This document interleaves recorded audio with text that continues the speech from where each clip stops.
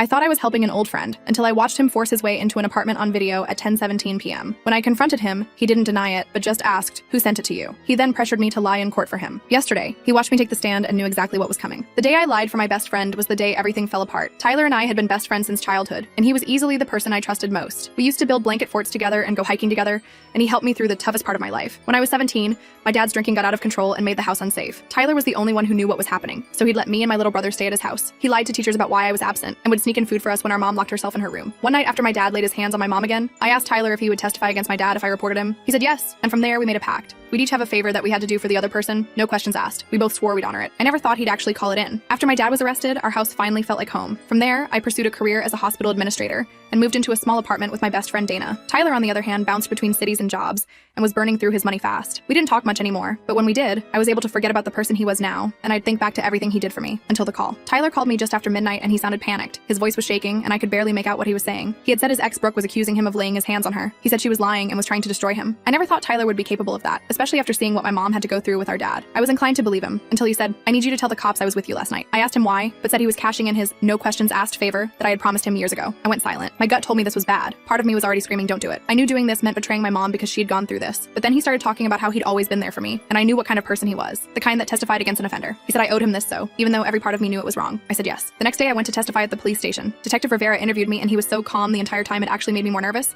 He asked where Tyler had been during the night in question. I told him we'd watched a movie and ordered Thai food. I named a random movie and described the food in detail. I talked too much and too fast, and I saw his pen slow down halfway through his notes. He asked a few more specific questions about what time Tyler had left and which restaurant we ordered from. I answered as if I had nothing to hide, but deep down I knew I had crossed a line. As soon as I left, I called Tyler. I needed to hear him say he was innocent and make it sound believable. Instead, he went into a long-winded explanation about how Brooke was unstable and vindictive. He kept repeating that she was crazy and obsessed with him. I asked why he didn't just tell the truth if he had nothing to hide, and he suddenly changed the subject. I didn't press further because that would mean accepting what I had done to the fullest extent. The next morning, I woke up to 3 texts from unknown numbers. They all said that they'd seen Tyler outside Brooke's apartment building the night of the incident. I sent the screenshots to Tyler hoping he'd tell me they were fake. He didn't hesitate telling me Brooke had put people up to it and they were trying to drag both of us down. He strongly suggested I block the numbers. I blocked them, but saved the screenshots because for the first time I started to feel like I didn't trust him. A few days later, I was in the hospital cafeteria when I overheard 2 nurses talking about Brooke's case. One of them mentioned that Brooke's broken ribs definitely didn't come from falling down the stairs. My nerves shot up in an instant. That didn't match with what Tyler or I had told the police. The thought that there could be actual evidence out there to prove that I lied and Tyler lied to me made me sick to my stomach. Not to mention the fact that Tyler was actually laying his hands on her. I knew at that moment I had to make things right. I owed it to Brooke to get her out of this safely, just like my mom had. My career as a hospital administrator, everything I'd worked for, could be destroyed. But then again, wasn't Brooke's life worth more than my career? That night, I couldn't sleep. My bedroom felt stifling despite the cool autumn air drifting through the cracked window. I kept thinking about my mom, about how she'd finally found the courage to stand up to my dad with our help. The memory of her bruised face, the way she'd flinch at sudden movements came flooding back with painful clarity. I thought about Brooke, alone and injured, probably scared that no one would believe her, just like my mom had been. The parallel was too stark to ignore. Around 2 a.m., I finally made a decision. The bedside lamp cast a warm glow as I grabbed my laptop and started researching what happens to people who give false statements to police. The potential consequences were serious. Obstruction of justice charges, perjury, even jail time. Each article I read made my heart sink further. But the alternative, letting Tyler get away with hurting Brooke, was worse. The weight of my complicity pressed down on me like a physical burden. I was about to close my laptop when a notification popped up. A new email from an address I didn't recognize. The subject line read, "I know you lied for him." The words seemed to pulse on the screen, accusatory and ominous. My hands shook as I opened it. There was no message, just an attachment. I hesitated before clicking on it, terrified of what I might see. It was a video file. I pressed play, and my heart nearly stopped. It was security camera footage from what looked like an apartment building hallway. The grainy black and white video showed a familiar corridor with numbered doors. The timestamp showed 10:17 p.m. on September 15th, the night I claimed Tyler was with me. And there he was, clear as day, pounding on a door. The video had no sound,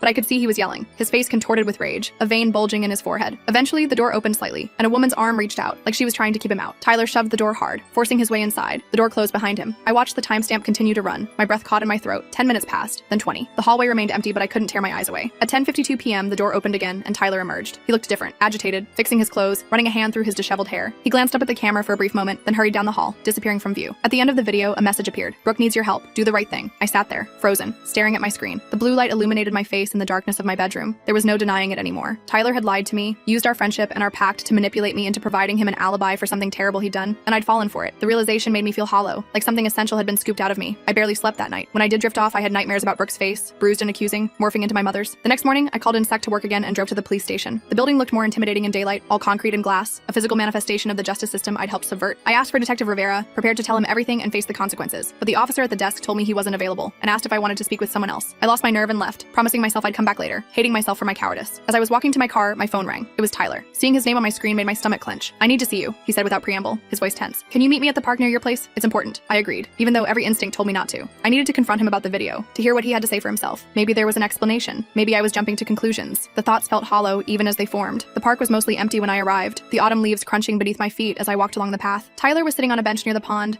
wearing sunglasses despite the cloudy day. He looked terrible, unshaven, his clothes wrinkled like he'd slept in them, his usually neat hair unwashed and sticking up at odd angles. I sat down beside him, keeping some distance between us. He immediately launched into a story about how Brooke was escalating her lies, how the police were harassing him, how his life was falling apart. I let him talk, watching his face carefully. He was the same Tyler I'd always known, my childhood best friend, but somehow he also seemed like a complete stranger. There was a hardness to his jaw, a coldness in his voice that I'd never noticed before, or maybe I just never wanted to see it. When he finally paused for breath, I told him about the video. His reaction told me everything I needed to know. He didn't deny it existed or claim it was fake. Instead, his face hardened, and he asked who sent it to me, his voice dropping to a dangerous whisper. "Does it matter?" I asked. "Is it real, Tyler?" He took off his sunglasses, and I saw his eyes were bloodshot, rimmed with red. "You don't understand what she did to me," he said. "She was cheating. She humiliated me. She deserved it." His voice was flat, matter of fact, as if he were discussing something mundane rather than admitting to a Zolt. I felt sick. This wasn't the Tyler I thought I knew. Or maybe this was who he'd been all along, and I just hadn't wanted to see it. The boy who'd helped me protect my mother suddenly seemed like an illusion, a character he'd played to win my loyalty. "I'm going to tell Detective Rivera the truth," I said, standing up. "I can't be part of this." Tyler grabbed my wrist, hard. His fingers dug into my skin, and I felt a flicker of fear. "You can't do that," he said, his voice low and threatening. "If you go down, I go down, and I'll make sure everyone knows you lied for me. Your job, your reputation, it'll all be gone." I pulled my arm away, suddenly afraid of him in a way I'd never been before. A duck landed on the pond nearby, the splash of water incongruously peaceful against the tension of the moment. "I'll take my chances," I said, backing away, rubbing my wrist where I could still feel the imprint of his fingers. "What about Jake?" he called after me, his voice carrying across the empty park. "How do you think he'll feel when he finds out his big sister is just like their dad, a liar who protects abusers?" That hit me like a physical blow. The comparison to my father,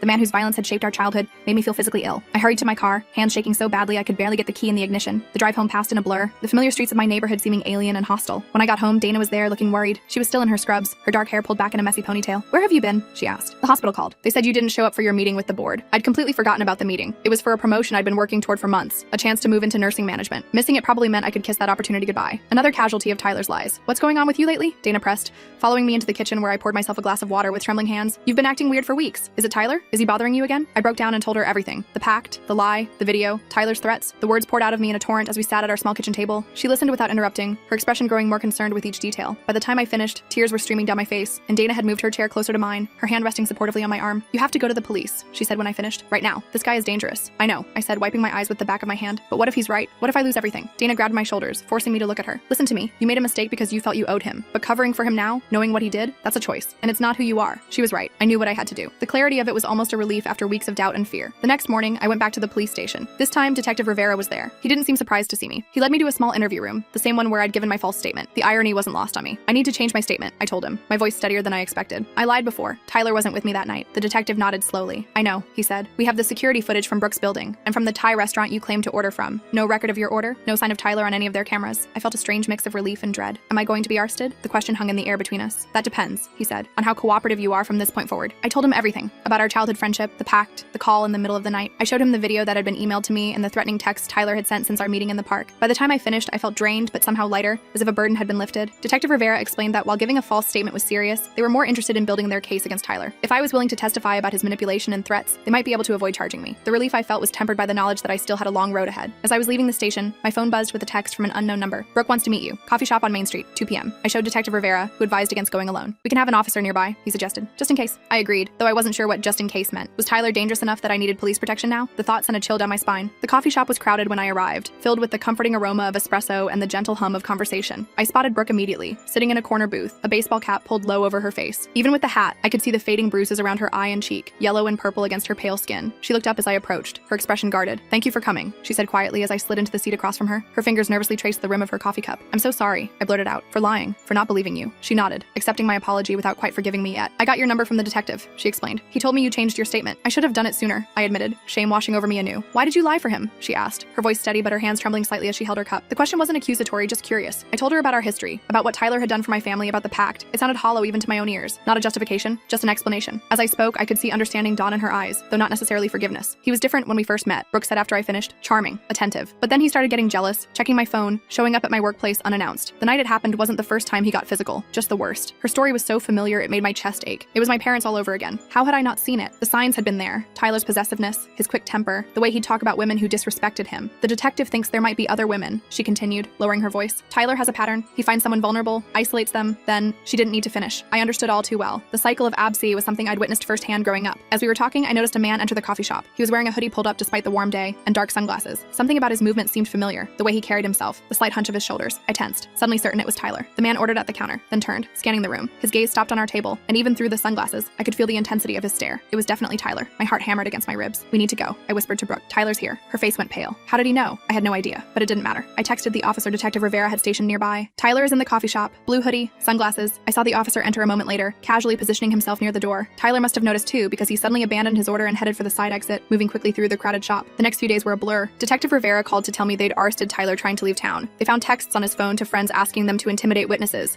including messages planning to scare Brooke into dropping the charges. There were also messages to someone about hacking my email to track my movements. The depth of his deception was staggering. The case against him was building quickly. In addition to Brooke, 2 other ex-girlfriends had come forward with similar stories. The prosecutor wanted me to testify about Tyler's manipulation and how he'd pressured me to provide a false alibi. I agreed, even though the thought of facing him in court terrified me. I also had to deal with the fallout at work. My boss was understanding once I explained the situation, but the promotion was off the table for now. I'd have to rebuild trust, prove myself all over again. It seemed a small price to pay compared to what Brooke and the others had suffered. The hardest part was telling my mom and Jake. I'd been avoiding their calls, ashamed of what I'd done. When I finally worked up the courage to visit them, I broke down as soon as I walked through the door. The familiar smell of my childhood home, my mom's lavender candles, the faint scent of Jake's cologne, made the confession even more painful. My mom held me while I cried, just like she used to when I was little. When I finished explaining everything, she didn't yell or lecture me. She just said, "We all make mistakes, honey. What matters is that you fixed it." Her forgiveness was almost harder to bear than anger would have been. Jake was quieter, processing everything I told them. He sat on the arm of the couch, his expression thoughtful. Finally, he said, "I always thought Tyler was a hero for helping us back then. I guess people aren't always what they seem." No, I agreed. They're not. A week before the preliminary hearing, I received another email from the anonymous address that had sent me the video. This time, it contained a voice recording. Tyler on the phone with someone, bragging about how he'd put that betch in her place,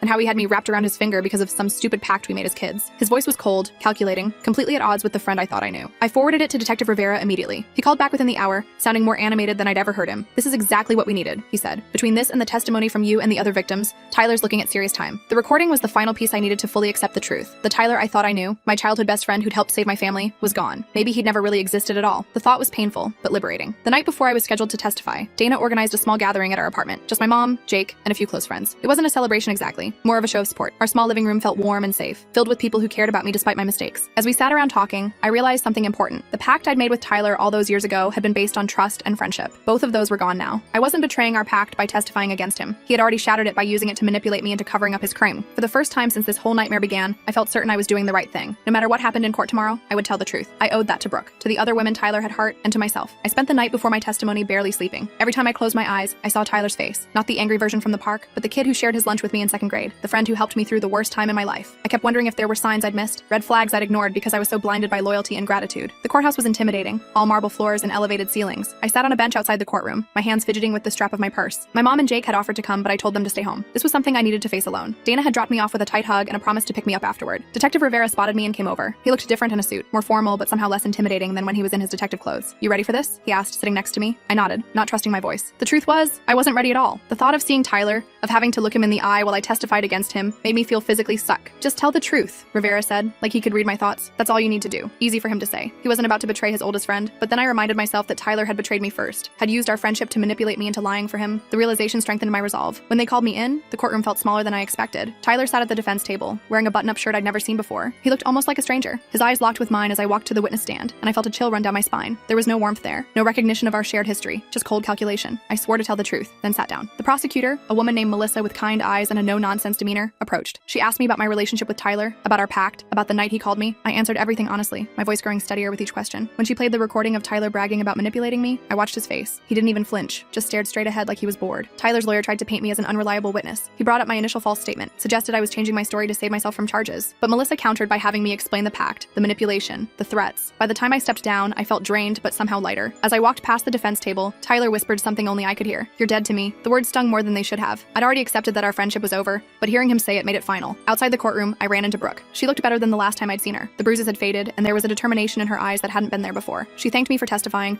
and I apologized again for not believing her initially. "We both got fooled by him," she said with a sad smile. "The important thing is we're both standing up to him now." She was right. As we walked out of the courthouse together, I felt a strange sense of solidarity with this woman I barely knew. We'd both been victims of Tyler's manipulation, just in different ways. The next few weeks were a roller coaster. The preliminary hearing led to a full trial, scheduled for 3 months later. Tyler was denied bail after the prosecutor presented evidence that he'd been planning to flee the country. I tried to focus on work, on rebuilding my life, but it was hard with the trial looming. My boss at the hospital was surprisingly understanding once I explained everything. The promotion was still off the table for now, but she assured me I'd have other opportunities once this was all behind me. My coworkers were a mixed bag. Some were supportive, others clearly gossiped behind my back. I overheard one nurse in the break room saying I must have known what Tyler was doing all along. It hurt, but I tried to ignore it. Dana was my rock through everything. She fielded calls from reporters who somehow got our number, screened my emails for anything from Tyler's friends, and made sure I ate when I forgot to. One night, after a particularly rough day when Tyler's lawyer had called to remind me about the penalties for perjury, she sat me down with a glass of wine. "You know you're doing the right thing, right?" she asked, her eyes serious. I nodded, swirling the wine in my glass. "I know, it's just hard. Of course it's hard. You're standing up to someone who manipulated you for years, but you're stronger than he is. Always have been." Her confidence in me helped more than she knew. I started seeing a therapist, trying to untangle the mess of emotions around Tyler and our friendship. Dr. Lewis helped me see that the pact we made as teenagers wasn't some sacred bond. It was just two scared kids trying to protect each other, and somewhere along the way, Tyler had twisted it into something toxic. 2 weeks before the trial, I got a text from an unknown number. "Back off or everyone at the hospital sees the video." My blood ran cold. "What video?" I showed it to Detective Rivera, who traced it to one of Tyler's friends, a guy named Robert I'd met a few times over the years. They brought him in for questioning, and he cracked immediately,